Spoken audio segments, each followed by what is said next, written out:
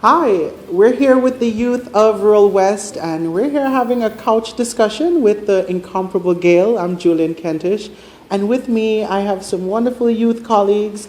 We have Sequilia, and we also have Katrin. How are you doing, Gail? I am well, Julian, and I'm so pleased that you were able to join me today to start what I hope will be the first of many discussions with the youth of the St. John's Rural West constituency. We have chosen this platform, or this medium, to begin the engagement with the hope that as the campaign progresses, that more youth will come on board just so that their views, their voices can be heard, that your voices can be a part of the dialogue. Is it okay if I call you Gail? You better call me Gail. Okay. So that's my name. Okay, so what made you want to become a politician? What made me want to become a politician? I do not know that I have had any other thought or any other desire save to be an attorney. I think that if I were to say it very simply, it would be that it is just simply a part of me. It's just who I am. It's just in my DNA.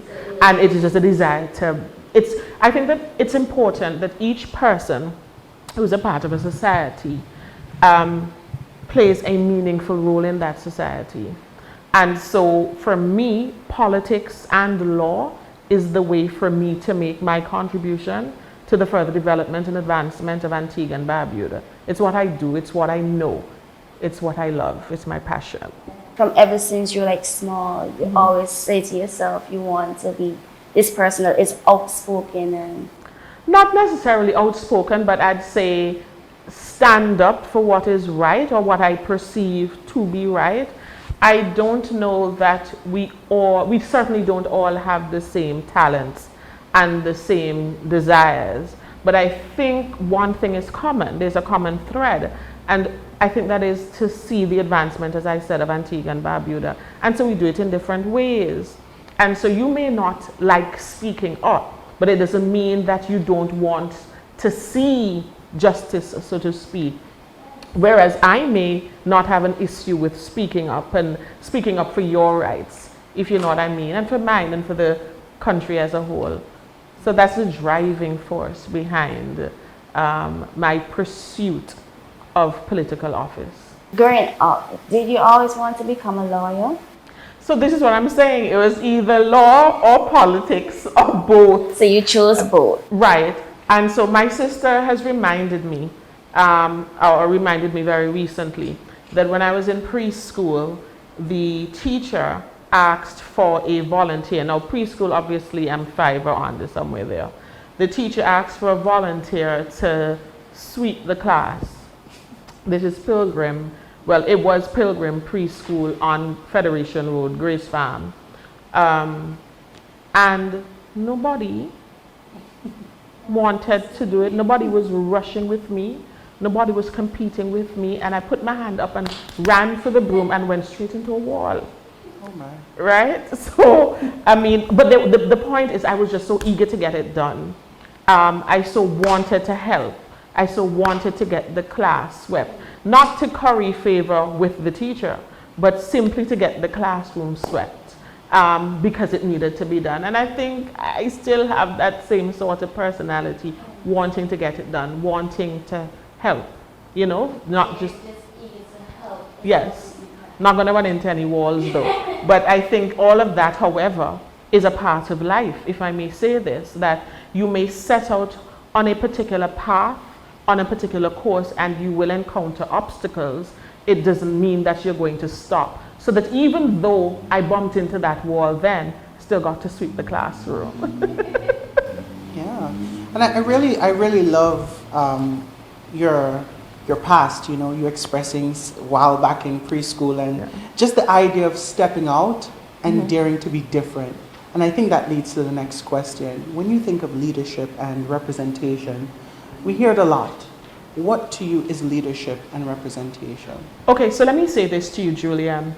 When I was selected to run ahead of the 2004 elections, it obviously necessitated campaigning, obviously.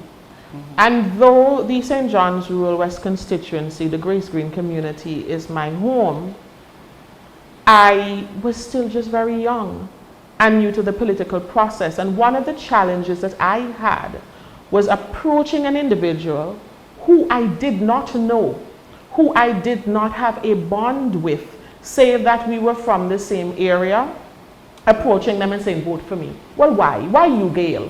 Why should I vote for you? Simply because you have come. So I didn't like the fact that we didn't have that personal relationship. So for me, leadership and representation means knowing your people. So by the time the 2009 elections rolled around, I had a closer bond. And even now, as I go on the trail and I'm in the hustings, I'm excited. Because I'm excited when I can pass Green Bay School and shout Shamara, or I can go through Green Bay and see somebody who I know, or go to Cookshill and recognize someone, know them by name, that I can relate and understand. Just last week, on the corner in Green Bay, you know, I sat with two young men. One was world boss, and you know, we made the point that, hey, look, you can't want to represent people and not know them. You have to go through the nooks and the crannies of any constituency. There has to be a personal relationship with the individuals. And so that is what representation and leadership looks like to me. I can't want to bring your issues to the fore if I don't know what they are and if I don't know you. A constituent must always feel comfortable with his or her representative, and vice versa. That is leadership and representation to me. Yeah, and I love it, for sure. And I could just feel reaching at their level, you know, is where you're coming from, indeed. Well, whatever the level is, whether uptown, downtown, whatever, wherever that level is, it's knowing. I mean, I can't speak for you in the halls of Parliament if I don't know you. That's it. All right? And so having a personal relationship. Now listen, the St. John's Rural West constituency is huge. I mean, I may not have a personal relationship with every single person, nor they with me, but I want them to know that I'm accessible and I am approachable.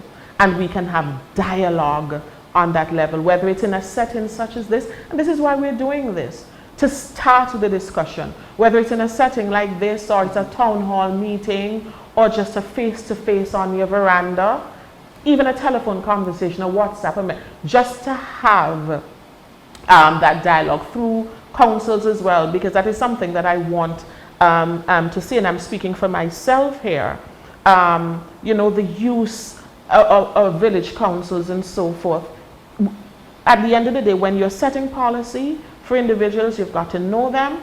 You've got to know what their needs are, their interests are, so that you can properly set policy, so that you can properly legislate. And that is representation, Julian. Great. So you'd have already capitalized reaching them at their level. Let's now crunched into youth. Let's capitalize on youth. We've heard many times that youth deserve a seat at the table. We've also heard that we must create that environment for youth. What giving the youth a voice, walking with them, you know, learning from them, expressing with them, living the life, you know, because you were once youth. What does that mean to you, giving youth or helping them find their voice? So I am proud to be a part of an institution, the Antigua and Barbuda Labour Party, that has always honored the youth voice. The youth of Labour has existed since the Labour Party, since the Antigua and Barbuda Labour Party was the ALP. I remember my father, who is now 73 years old, in the 70s, was a part of that youth voice. And if you know the history, if you're part of the ABLP, and you know the history, you'll know it was the youth then that led or drove the electoral process and saw Labour going back into power. If you know our current General Secretary, Senator Mary Claire Hurst, you'll know that she led a band of youth. I mean, I was in the Central Youth for Labor when I was 13 years old.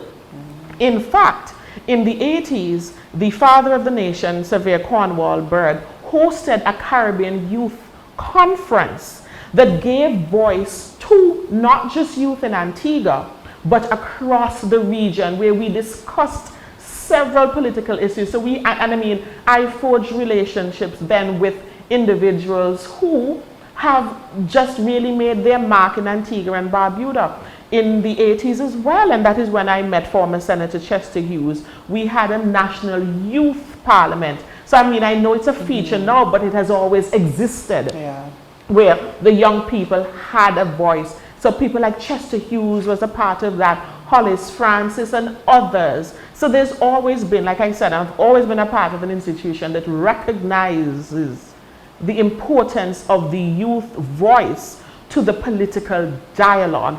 And I say to you, when I met Celesta, that was the drive to ensure that the youth were a part of labor. If you listen to our current Prime Minister and political leader, the Honorable Gaston Brown, you will hear him. He has advocated for the continuity of the Antigua and Barbuda Labour Party, and that can't happen unless there is a youth voice. He appointed to the Senate the youngest senator we've ever had, Senator Shanella Gavaya.